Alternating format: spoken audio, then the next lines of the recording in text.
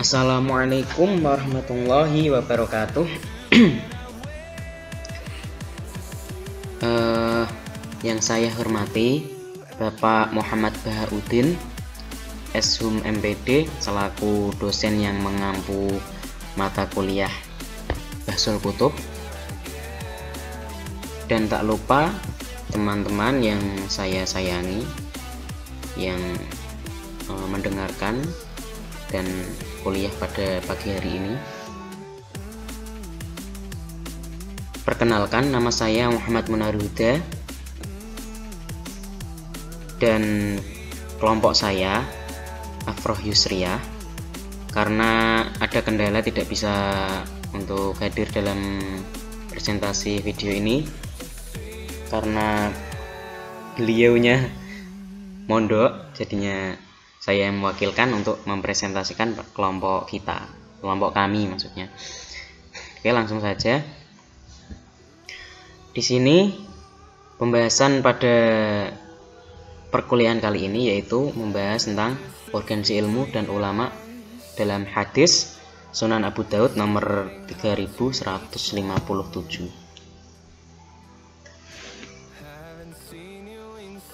Sebagaimana diketahui, peran utama keberadaan manusia di atas bumi ini adalah mengemban tugas sebagai khalifah. Sebagai khalifah yaitu pemimpin dari makhluk-makhluk yang Allah ciptakan.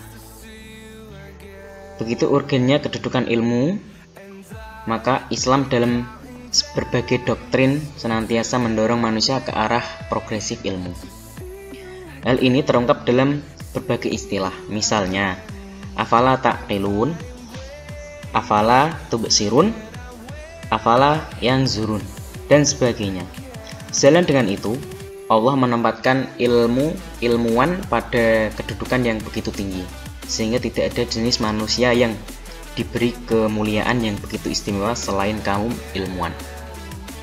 Asalkan keilmuannya didasarkan pada keimanan dan ketakwaan kepada Allah, sebagaimana yang disinyalir Allah dalam Al-Mujadalah ayat 11, yang artinya, wahai orang-orang beriman, apabila dikatakan kepadamu, berlapang-lapanglah dalam majelis, maka lapangkanlah, niscaya Allah akan memberi kelapangan untukmu. Dan apabila dikatakan berdirilah kamu,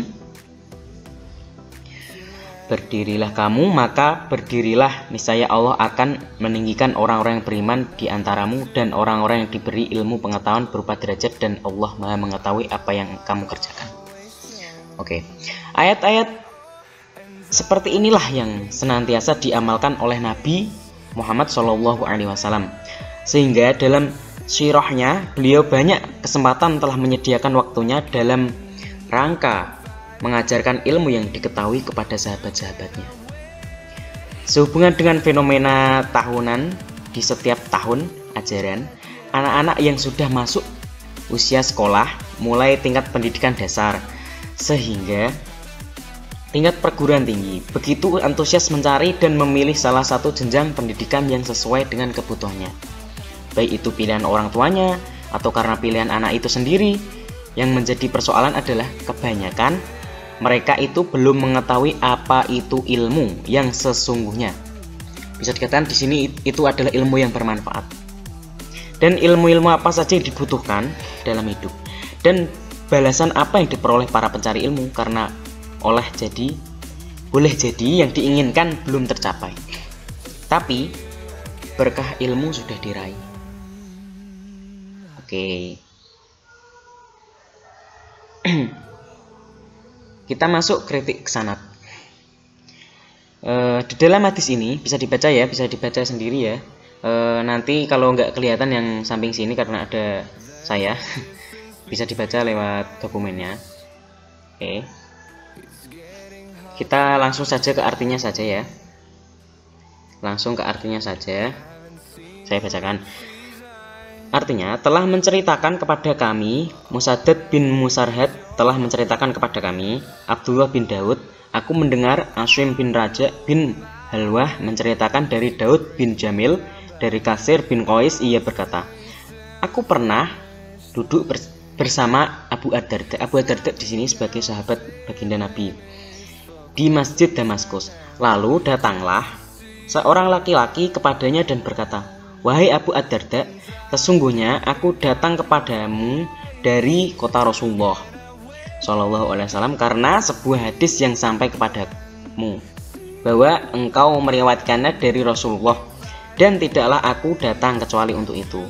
Lalu Abu Ad-Darda berkata, aku mendengar Rasulullah Shallallahu Alaihi Wasallam bersabda, barang siapa meniti jalan untuk menuntut ilmu, maka Allah akan mempermudahnya jalan ke surga. Sungguh para malaikat merendahkan sayapnya sebagai keridhaan kepada penuntut ilmu. Orang-orang yang berilmu akan dimintakan ampun, akan dimintakan orang-orang penuntut ilmu itu akan dimintakan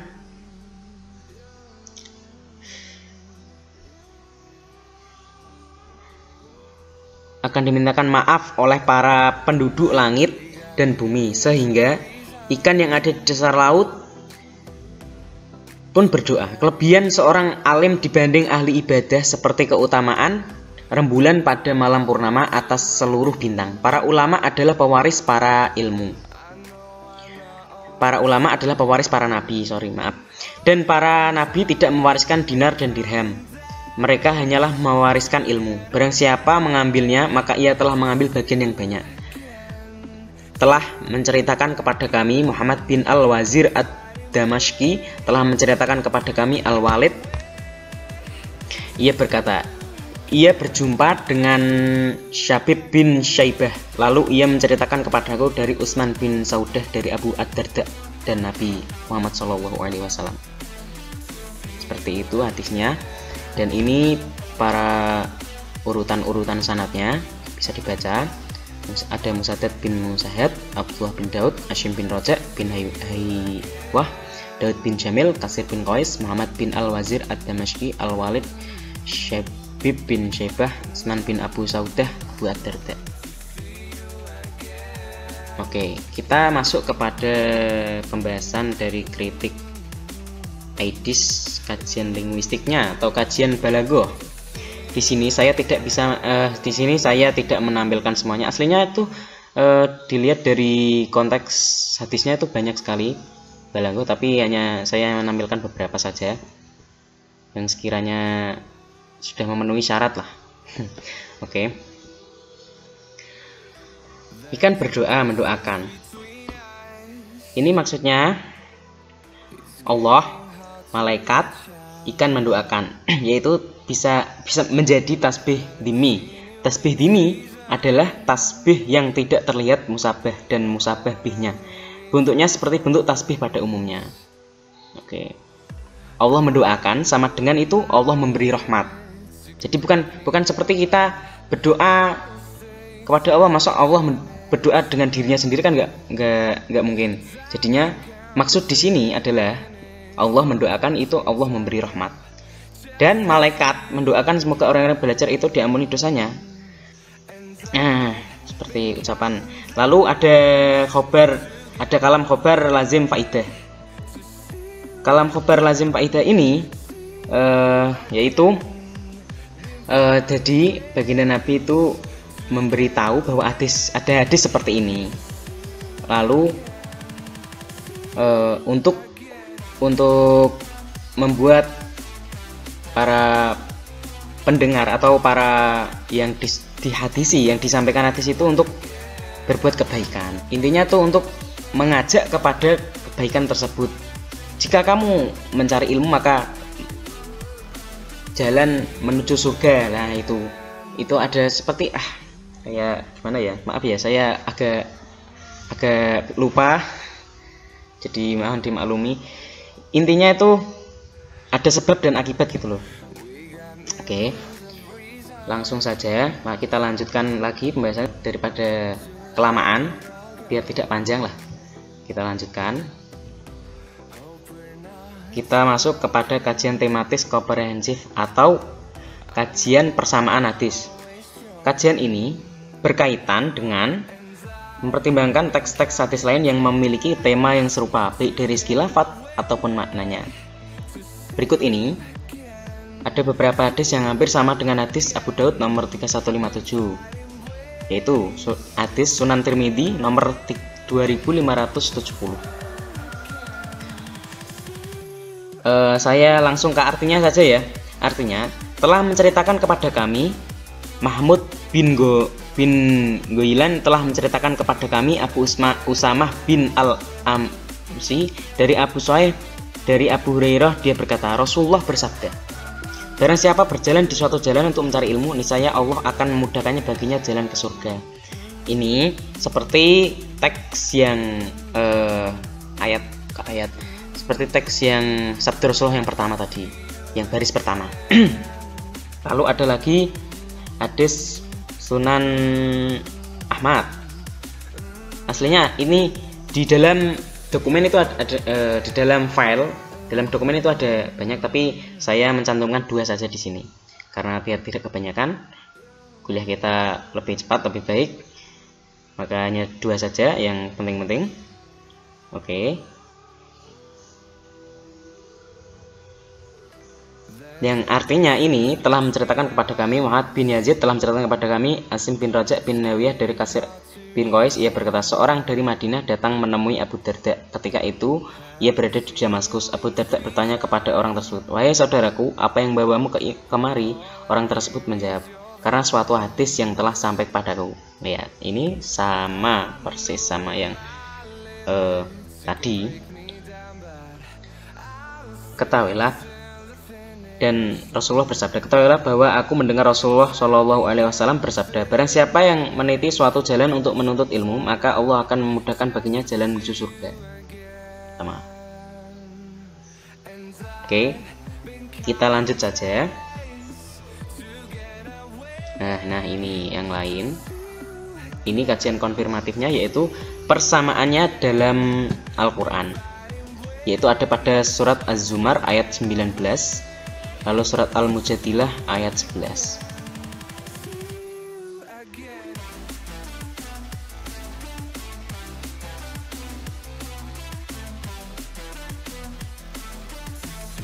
Kita lanjut saja ya. Oke, saya terjemahkan dulu artinya. Kalian bisa membaca sendiri ayatnya, tapi saya terjemahkan artinya. Surat Az-Zumar ayat 19.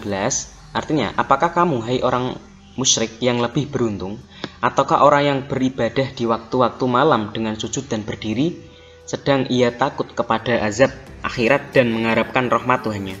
Katakanlah, adakah sama orang-orang yang mengetahui dengan orang-orang yang tidak mengetahui? Sungguhnya orang yang barokallah yang dapat menerima pelajaran.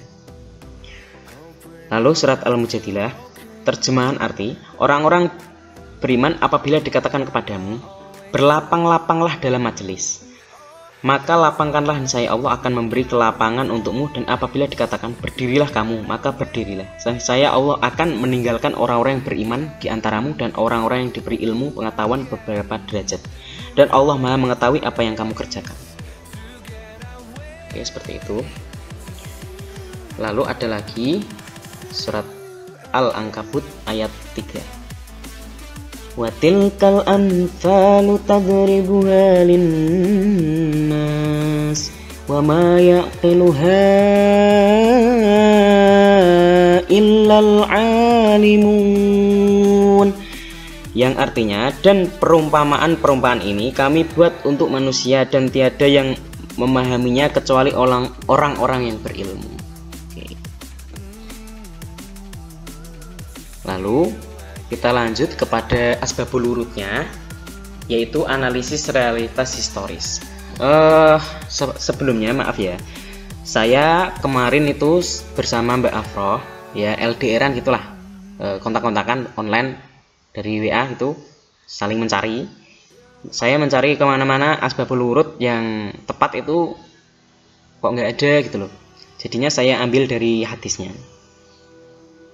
Dari hadis dari perawinya lah, dari Abu Darda. Seperti ini. Hadis ini turun kepada sahabat Abu Ad-Darda, lalu disampaikan kepada Kasir bin Qais bahwasanya ketika itu Kasir bin Qais duduk bersama Abu Ad-Darda di masjid Damaskus, lalu datanglah seorang laki-laki kepada mereka. Wahai Abu Ad-Darda, sesungguhnya aku datang kepadamu dari kota Rasulullah karena sebuah hadis yang sampai kepadaku bahwa engkau meriwayatkannya dari Rasulullah, dan tidaklah aku datang kecuali untuk hadis itu. Lalu Abu Ad-Darda menyampaikan hadis itu kepadanya. Nah, itu asbabul wurudnya. Oke, kita lanjutkan. Analisis generalisasi. Oke. Barang siapa yang menempuh jalan mencari ilmu, maka Allah akan memudahkan baginya jalan menuju surga. Hadis tersebut menunjukkan tingkat penghargaan yang tinggi dari ajaran Islam terhadap proyeksi keilmuan, dan itu diikuti oleh fakta sejarah mengenai kegemilangan para ilmuwan muslim dalam mengapresiasi pengetahuan klasik yang berasal dari Yunani, Mesir, Syria, Nestorian, dan Persia menjadi konstruksi pengetahuan yang kokoh dan menjadi pelandasan kebangkitan pengetahuan era selanjutnya di barat. Jadi dulu tuh orang muslim itu mencapai puncak kejayaan sebelum pas pada zaman kerajaan Islam. Jadi dulu itu ilmu sangat berkembang. Entah kenapa sekarang malah merosot, orang-orang Islam terpuruk. Tapi tenang saja, nanti ada masa sendiri untuk ulang Islam untuk bangkit sendiri. Malah sampai kemana-mana, maaf ya. Oke. Secara doktriner, hadis tersebut mengandung penekanan pada penguasaan ilmu-ilmu agama. Ilmu agama dulu baru umum. Melalui penjajahan pemahaman secara menyeluruh pada aspek nakliyah agama Islam, karena hal itu berkaitan erat dengan prospek keimanan yang merupakan jalan tempang menuju surga. Inilah yang ditekankan oleh Imam Al-Ghazali, yaitu memprioritaskan ilmu-ilmu yang bersifat fardu ain sebagai landasan ilmu-ilmu yang bersifat fardu kifayah. Akan tetapi sungguhnya pengertian mencari ilmu dapat pula diinterpretasikan bahwa proses pencarian ilmu itu merupakan harga mati bagi upaya mencapai kebahagiaan yang dimetaforakan dengan term surga. Jadi sesungguhnya hadis tersebut secara maknawi mengandung nilai ide moral atau bisa menjadi wisdom bagi kehidupan manusia secara universal, bahwa salah satu jalan pintas menuju kebahagiaan baik di dunia maupun di akhirat adalah menguasai ilmu pengetahuan. Ini benar sekali. Kalian lihat sendiri, para ulama, para kiai yang menguasai ilmuwan lah. Para ulama itu bisa kita katakan ilmuwan. Lihat, kehidupannya normal, sejahtera, tidak ada beban. Coba bandingkan dengan kehidupan orang yang tidak punya ilmu. Beda jauh. Ya, jadi hadis ini memang benar dan harus kita laksanakan, harus kita apresiasikan dalam kehidupan sehari-hari, yaitu berlomba-lomba untuk mencari ilmu. Selain itu, teks hadis tersebut secara tersirat bermakna bahwa proyeksi ilmu atau visi keilmuan di dalam Islam bersifat ekstatologis, yaitu ada kaitan antara proses menuntut ilmu dengan balasan di surga kelak. Jadi gini, jika kita menuntut ilmu maka dapat surga gitu loh. Cari ilmulah, maka surga kamu dapatkan. Oke, langsung saja kita ke kritik praktisnya. Praksis, bukan praktis ya, aslinya praksis. Maaf, ini salah ketik atau gimana. Berdasarkan pembahasan hadis Abu Dawud nomor 3157, hadis ini memberikan pelajaran kepada kita bahwa jika kita menginginkan kebahagiaan di dunia maupun di akhirat, kita haruslah mempunyai ilmu dan senantiasa selalu mencari ilmu demi kepentingan kesejahteraan dan kebahagiaan kehidupan di dunia maupun kehidupan di akhirat. Selain itu, dari hadis di atas dapat diambil satu proporsi bahwa jalan menuju surga tidak hanya melalui jihad atau perang lah, yang seperti itu aslinya nggak boleh kalau tidak dengan peraturan-peraturan. Melalui jihad dalam pengertian qital atau melalui perang yang selama ini banyak dipahami secara tekstual oleh sebagian kaum muslim, akan tapi jihad juga bisa bermakna upaya yang sungguh-sungguh dalam pencarian ilmu pengetahuan. Jadi ilmu, jadi sekolah, kuliah, mondok itu juga jihad aslinya sebenarnya. Tapi di sini jihad dalam mencari ilmu, bukan jihad dalam berperang. Tuh. Jadi pahalanya sama-sama. Jikapun kita mencari ilmu dan ditakdirkan Allah untuk meninggal, maka kita masuk surga. Karena kita di posisi sebagai jihad, sebagai jihad fisabilillah, yaitu jalan yaitu meniti jalan menuju Allah. Jadi mencari ilmu itu pun jihad, tidak hanya perang saja. Oke, kita lanjutkan. Hikmah yang dapat diambil dari kuliah pagi hari ini yaitu 1. Mendorong umat Islam untuk senantiasa belajar dan menuntut ilmu. 2. Diharapkan umat Islam tidak hanya memahami konteks mencari ilmu hanya sebagai kepentingan kehidupan selanjutnya atau akhirat, tapi juga punya kepentingan yang bersifat keduniaan agar cita-cita membangun peradaban Islam bisa terwujud di masa depan. Jadi ilmu ilmu agama dan ilmu dunia itu harus saling berkesinambungan, jangan hanya ilmu agama tok atau ilmu dunia tok. Harus ada saling melengkapi lah, kayak ada perempuan dan laki-laki gitu. Kalau hanya memiliki ilmu agama doang ya kita nggak bisa makan. Lalu gimana cara beribadah kalau kita tidak bisa makan? Harus ada keseimbangan di antara ilmu itu. Makanya di dalam perkuliahan kita itu kita ada ilmu yang lain, ilmu agama, juga ada ilmu dunia. Kita harus mengembangkannya secara semangat, menyeluruh agar kita nantinya di kehidupan masa depan bisa hidup sukses, nikmat, dan sejahtera. Ya, nanti kalian bisa merasakannya sendirilah ilmu itu. Oke, lalu secara hakiki semakin tinggi pengetahuan seorang, seharusnya semakin meningkat kemawasdiriannya akan hakikat terdalam dari kehidupan sebagai manusia, sehingga menumbuhkan rasa keimanan yang kuat kepada Sang Khalik. Jadi gini, ilmu itu harusnya untuk meningkatkan beribadah kita. Ilmu itu harusnya meningkatkan adanya ilmu itu untuk meningkatkan ibadah kita kepada Allah. Seperti halnya di dalam surat Az-Zariyat ayat 56 yang berbunyi wa ma khalaqtul jinna wal insa illa liya'budu, yaitu Allah itu menciptakan manusia dan jin hanya untuk menyembah. Nah, kita kalau menyembah-nyembah saja tanpa adanya ilmu sama saja bohong.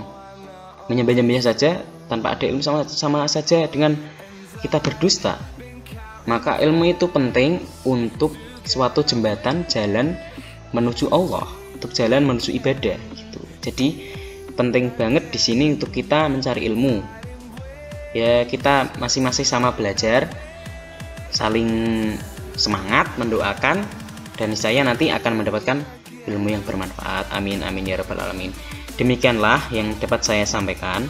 Mohon maaf jika ada kekeliruan penyampaian atau gimana, atau bahasa yang kurang tepat. Saya mohon maaf sebagai perwakilan dari kelompok saya. Kami akhiri. Wassalamualaikum warahmatullahi wabarakatuh.